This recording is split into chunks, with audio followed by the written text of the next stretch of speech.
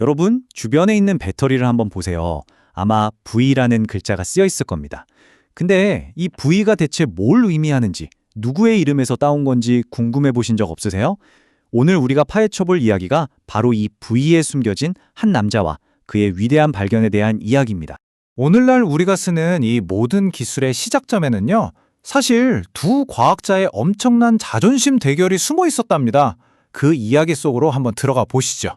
자, 이야기의 배경은 18세기 후반 유럽입니다.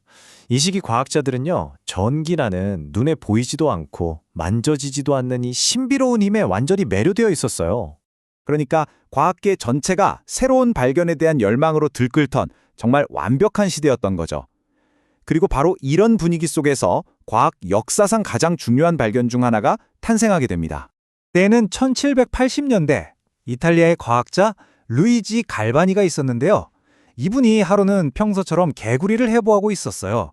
그런데 정말 이상한, 말도 안 되는 광경을 목격하게 됩니다. 아니, 죽은 개구리 다리에 금속으로 된 메스를 갖다 댔더니 갑자기 다리가 움찔 하고 경련을 일으키는 거예요. 정말이지 살아있는 것처럼요. 갈바니는 이걸 보고 생각했죠. 이건 단순한 근육 경련이 아니다 하고요. 어쩌면 자기가 생명의 근원, 그러니까 생물을 움직이게 하는 그 비밀스러운 에너지를 발견한 거라고 굳게 믿게 된 겁니다. 그래서 발표한 이론이 바로 동물 전기입니다. 이게 뭐냐면 살아있는 생명체는 몸 안에 스스로 전기를 만들어내는 특별한 능력이 있다는 거예요. 와, 정말 대단한 생각이죠? 당시에는 엄청나게 획기적인 주장이었습니다. 갈바니의 발견에 유럽 과학계가 온통 들썩이고 있을 때 잠깐만요, 그거 아닌 것 같은데요? 하고 딱 제동을 건 사람이 나타납니다. 바로 또 다른 이탈리아 물리학자 알레산드로 볼타였죠. 사실 볼타도 처음에는 갈바니의 이론을 믿고 지지했어요. 친구이기도 했고요. 그런데 직접 실험을 계속 해보니까 뭔가 이상한 거예요.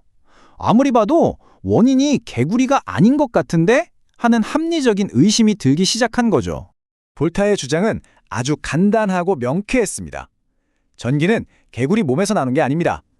개구리는 그냥 전기가 흐르는 걸 보여주는 탐지기일 뿐이고 진짜 전기는 개구리 다리에 닿았던 그 서로 다른 종류의 금속에서 나오는 겁니다. 라고요. 자, 여기서 바로 과학계의 빅매치가 시작됩니다. 한쪽은 동물 전기, 다른 한쪽은 금속 전기. 과연 전기는 생명체 고유의 힘일까요? 아니면 그냥 금속 같은 무생물에서도 만들어질 수 있는 현상일까요? 유럽 전체가 이 논쟁의 결말을 숨죽여 지켜보고 있었어요. 물론 말로만 싸울 순 없죠. 볼타는 자신의 주장이 맞다는 걸 증명해야만 했습니다. 아주 결정적인 증거가 필요했습니다. 그래서 1799년 볼타는 개구리 없이도 전기를 만들 수 있다는 걸 보여주지 하는 생각으로 아주 기발한 장치를 하나 만듭니다. 아연판, 구리판을 번갈아 쌓고 그 사이에 소금물에 적신 천을 끼워 넣는 아주 간단하지만 세상을 바꿀 설계였죠. 이게 바로 최초의 배터리, 볼타 전지입니다. 핵심은 뭐냐? 바로 생물 재료가 단 하나도 없이 오직 금속만으로 꾸준한 전류를 계속 만들어냈다는 거죠. 이걸로 동물 전기 논쟁은 사실상 끝이 난 겁니다. 볼타의 완벽한 승리였죠. 하지만 이건 단순한 논쟁의 승리 그 이상이었습니다.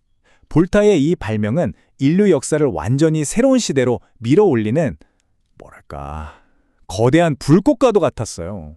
그전까지는 번개처럼 순간적인 전기나 라이덴병에 잠깐 모아두는 정전기밖에 몰랐거든요. 그런데 볼타 덕분에 인류는 처음으로 안정적이고 지속적인 전력원을 손에 쥐게 된 거예요. 이게 바로 우리가 아는 전기시대의 문을 활짝 연 겁니다.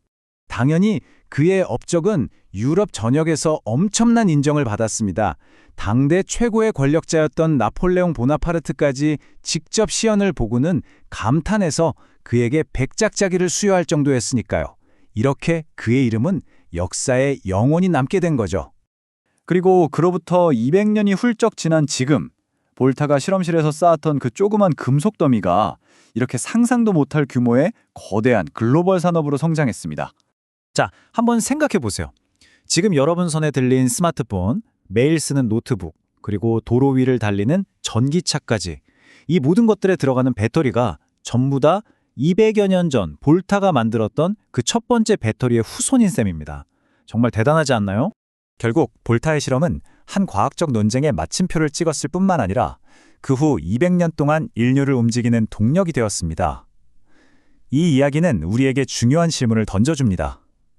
증거를 통해 결판이 난 하나의 위대한 논쟁이 세상을 이렇게 바꿀 수 있다면 과연 지금 이 시대를 살아가는 우리의 논쟁 중 어떤 것이 미래의 200년을 결정하게 될까요?